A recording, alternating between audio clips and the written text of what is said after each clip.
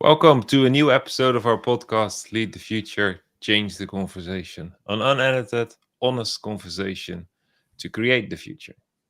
I'm Arjan Visser, Futurist, and your host, and join me as a chat with my dear friend Shane Pope about what healthy leadership. Well, actually, we talk about the question: what if the answer is healthy leadership? Then we should find out what the questions are. Still struggling Mhm. with that statement, but you know.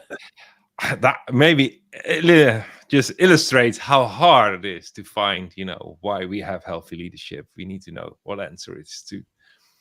But I talked with Shane, not about my struggles, uh, following a script to open up spontaneous podcast.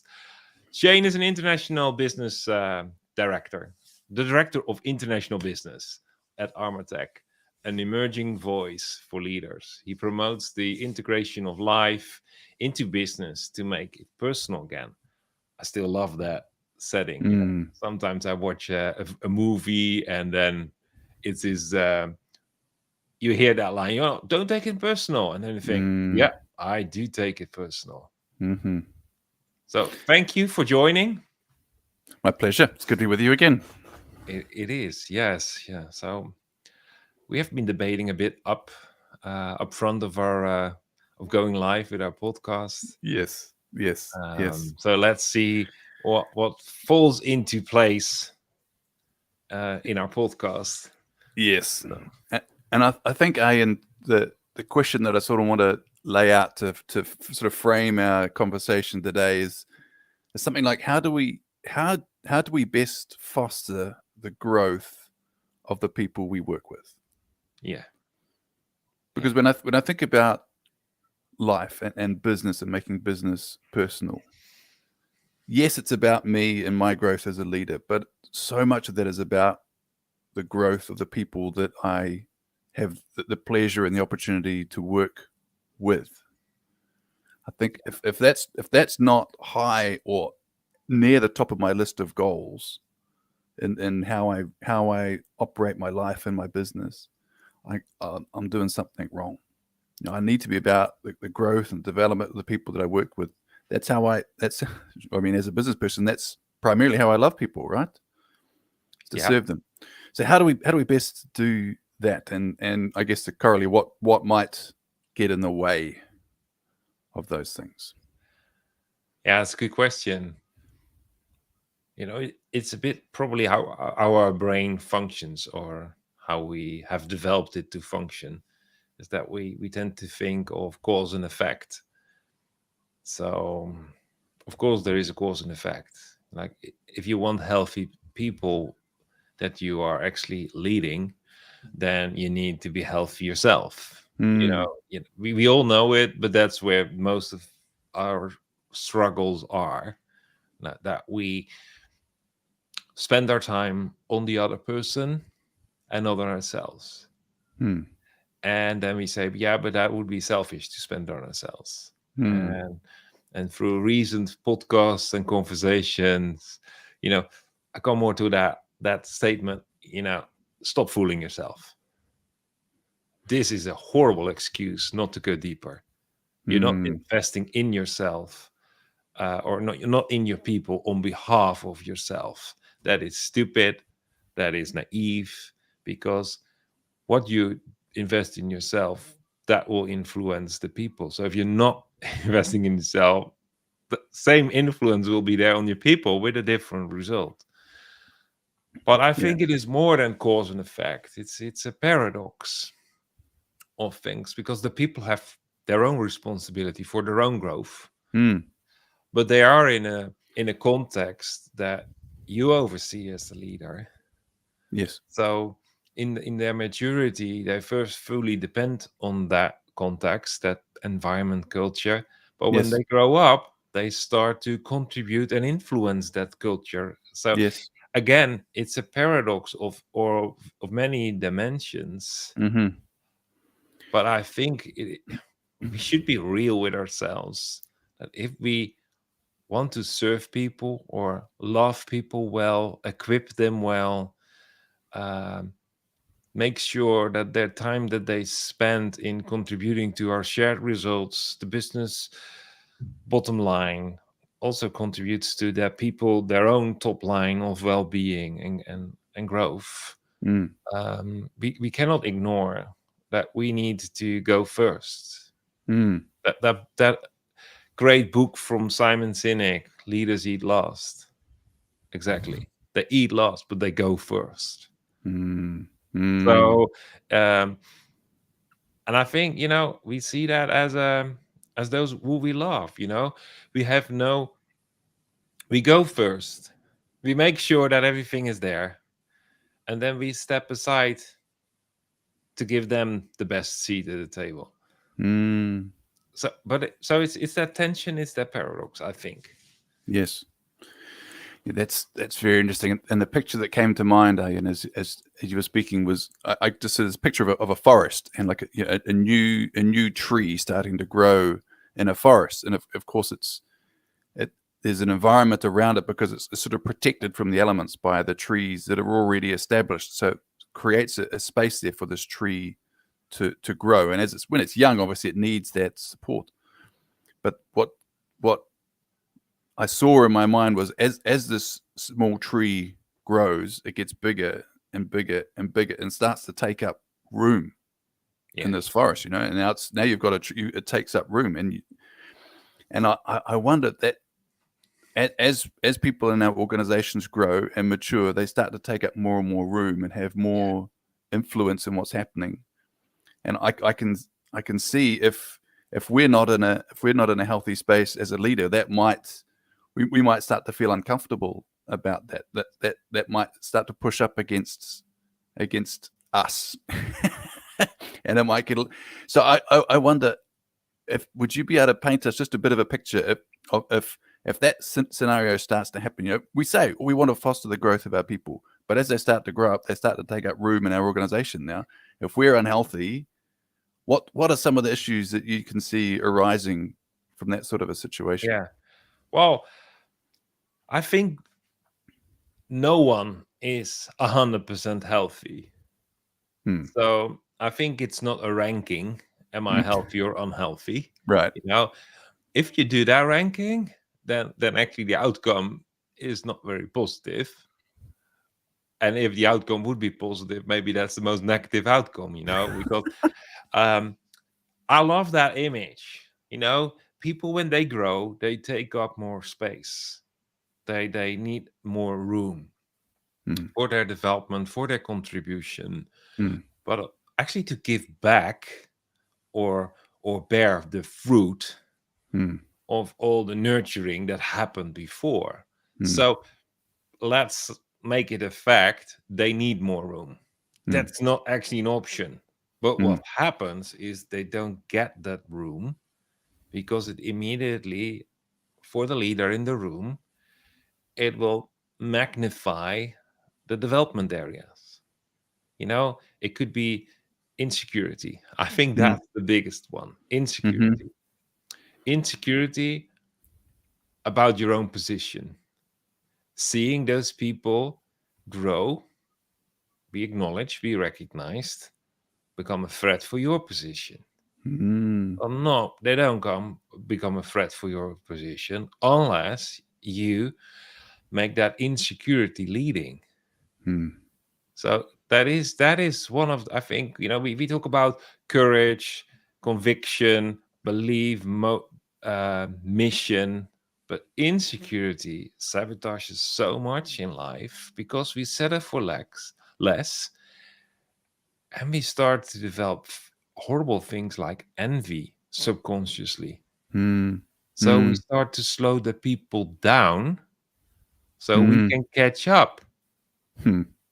But then it conflicts with the earlier statement when we already decided that it's selfish to invest in ourselves. We are not going to catch up. So we are actually cutting down the tree. Or it becomes these trees that you see in the forest, where planted forests. So if you take a pine tree, it's only green at the top. The rest, there has never been daylight because there was no room. So it's just one pole with a green Christmas tree on top. Yeah. All the branches got chopped off along the way. Yeah. Mm, Or died, mm, just mm.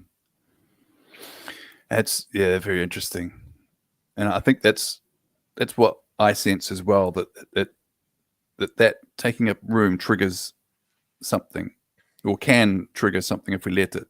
We were talking earlier, and I wonder if you want to elaborate, but on the idea of blind spots and mm, projection and yeah. and and clashes. Well, we tend to say that a blind spot is negative. Well, maybe it manifests mainly negative, but I think it's not just negative. There are also things that are hidden to you and other people experience it. Some call that the hidden self, but I would say, well, then there are twins, the blind spot and the hidden self. Hmm. um but through circumstances, through triggers, like even if something triggering those who listen to our podcast, um if there's a trigger, they are really valuable, because they Mm. could just, they come from your blind spot or your hidden self, and like it's the message. Don't miss the message, because it could just actually help you Yes. to reduce those two, Yes. the hidden self and the blind spot.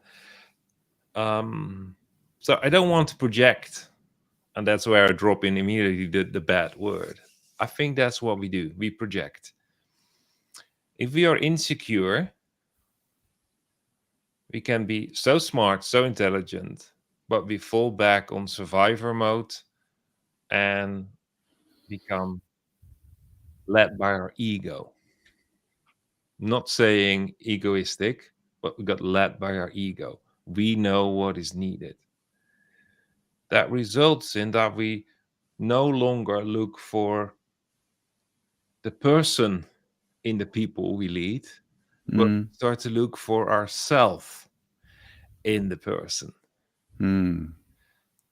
And we start to react on our own image in the person. Well, Mm. that could derail someone from their personal development. But I think it gets even worse. They become an actor in that derailing, Hmm. when you're not only steering them based on you want to see your own self in that person, which is healthy. That's why in our eye, the iris, in the middle of our iris, it's called the pupil. Mm. So the teacher is so personal connected with the student that they see their image of themselves reflect. So that's not wrong. But when we start to confuse their identity with ourselves, blind spot, we start to expect behavior from them that we would do, which takes out all the air for them to grow, because Mm. now they have to comply. Mm. But it can go even more worse if we start to confuse our insecurity with what we see. We actually start to, well, they are a mirror. We start to dislike ourselves. We dislike the image of the mirror, but it's us. Mm. And Mhm. then we start to confuse that with us, and we start to project that on the other person who has no clue what you want to do, but they got paid by you. Right. So they will do their best to Yeah. please you, Mm. and they become the active sabotage of their personal well-being. And then we blame them for not speaking up. So Mm. it becomes a negative spiral Mm. of, and then we call this a toxic environment. But I think we should bring it really close to home. The areas of our life where we are not walking yet in healthy leadership, this is what others experience. Mm. Let's confront ourselves. If we are not walking in healthy leadership, we are looking for ourselves in the person. We dislike our own image in the mirror. And out of insecurity and feeling threatened by them, we project our own responsibility and mistakes on them, and they are confused. Mm. Mm.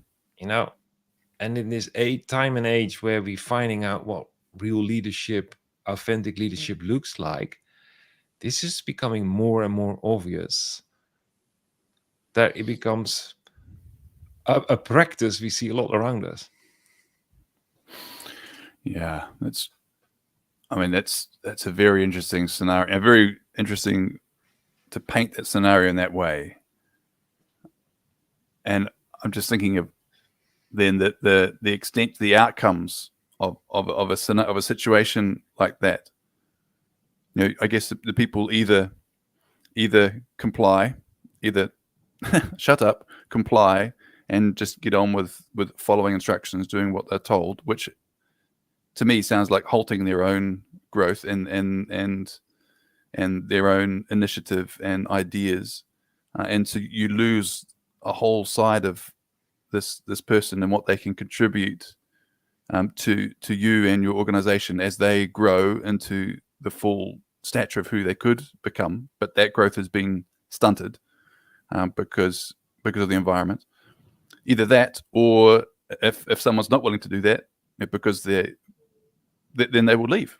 If there's no air for them in your organization, for them to grow to the next phase, the next stage, those people who do want to grow and contribute something of value through their life, they won't stick around in an environment like that. They'll even find somewhere better. And they leave damaged. Yeah. And then we start to talk about that there is such a scarcity of good people. Well, hello, blind spot. You're chasing them away. You have chased, those people who have been growing up in your organization, who have been growing, you chase them away. So don't start looking for the best people in that, limited pool of resources, but treasure the value you have in the people that grew up amidst of your influence. So I think that is the first one. Like, why is healthy leadership a great answer? And the other one is this whole scenario.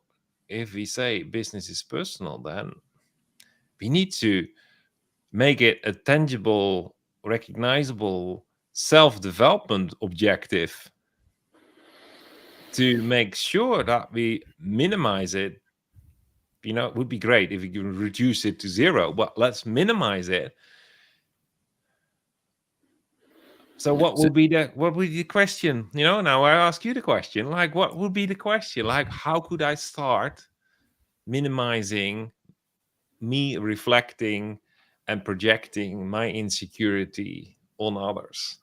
And I think we can take that question and flip it to the positive, can't we? Because you're right. I mean, of course, we want to minimize the negative impact that we have on the people that we work with. Definitely want to do that. But if we're focused on minimizing negatives, then there's a whole world of positive influence, that we haven't quite got to yet, because we're so busy minimizing the negatives, perhaps. So how can we flip that around? And I guess it comes back to that question: how do we best foster the growth of people we work with? How do we do that? How do we create this healthy leadership, creating a healthy environment to create the space, to give space for the people to grow and contribute? What does that look like? Yeah. Well, first thing that comes to mind, you need to know who you are. The key tools in your toolbox are your authority, your authenticity, your mission. So stripping all those tools away, it's you. So it is about you as a leader, because you own the space where those people need more room.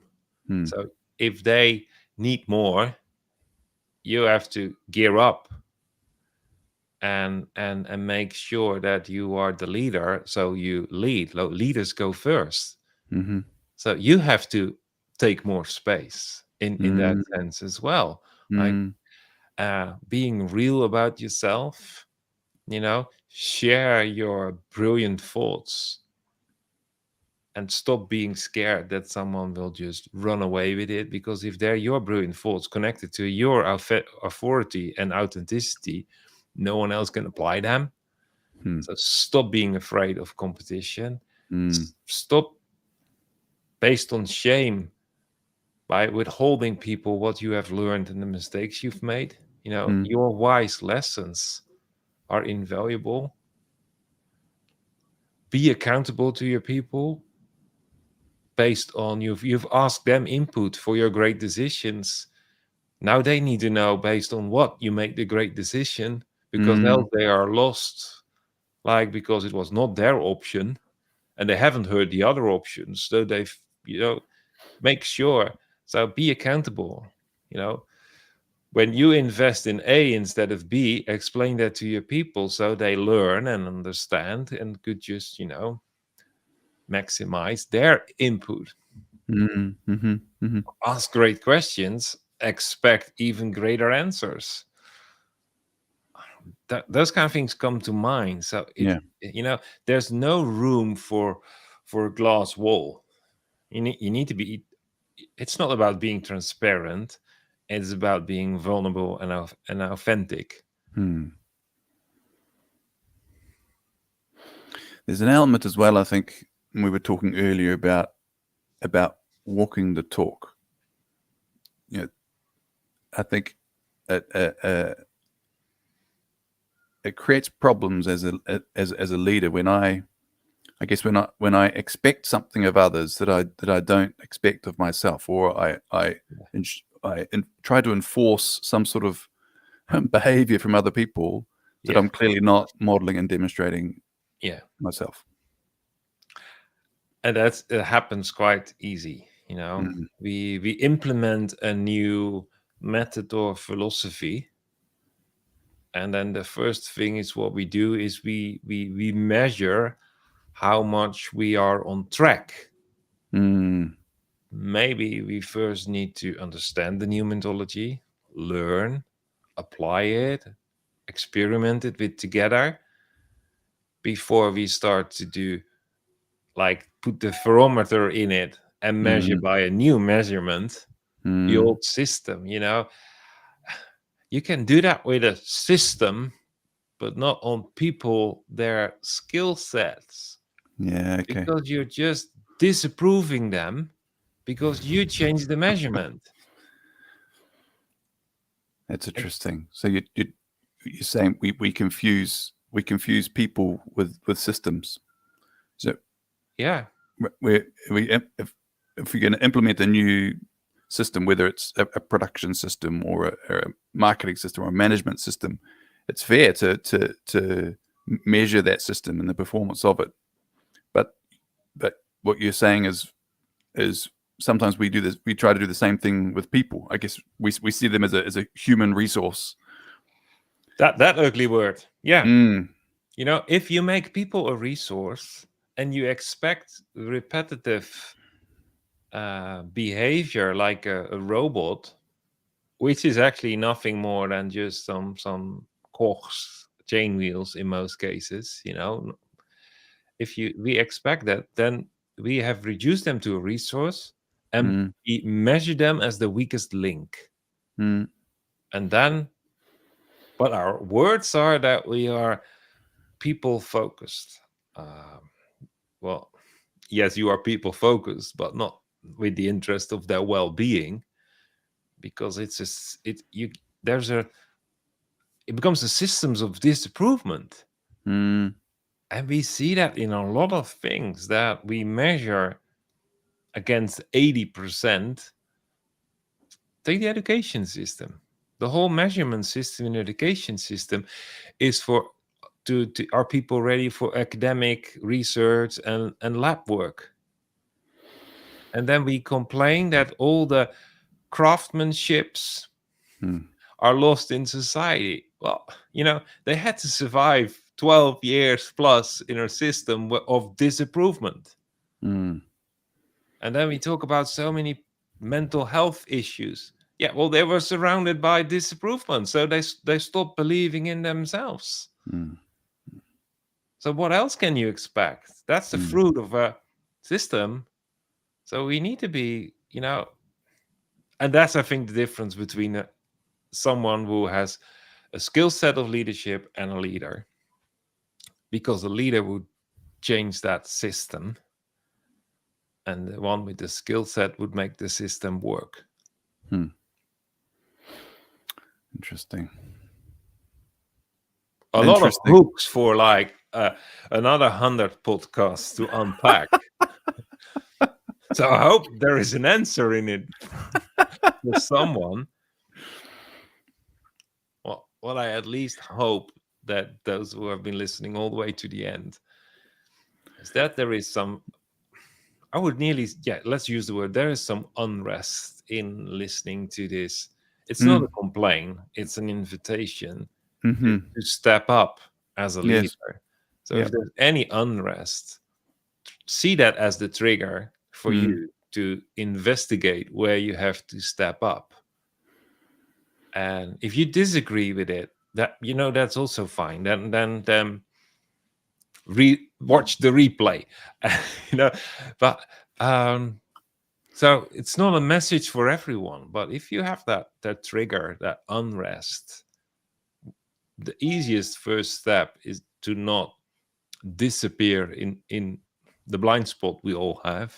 Is to just connect with Shane, connect with me. Use the link businessrevivalists.com/connect. Just have a 10-minute, 15-minute call to just reflect together. I think that's the most human first step to do. Have a conversation. Yeah. So I invite everyone to just take your trigger serious. And if it's not Shane or me you want to talk to, then find someone else, but don't ignore it. Don't get it pushed off the table based on your next thing from your to-do list. So Shane, I'm really happy. Well, I don't know, it's unedited, but it feels good. I don't feel unrest myself. But we'll find out by the comments if we need to repair something or clarify a bit more. Sounds good. So thank you very much. Thank you. It's good to chat again, as always. Yeah, let's keep that routine of every 10 weeks or so. Yeah. Let's keep that. And so thank you very much. Have a great rest of the day. Thanks. Bye. Man. You too, mate. Bye.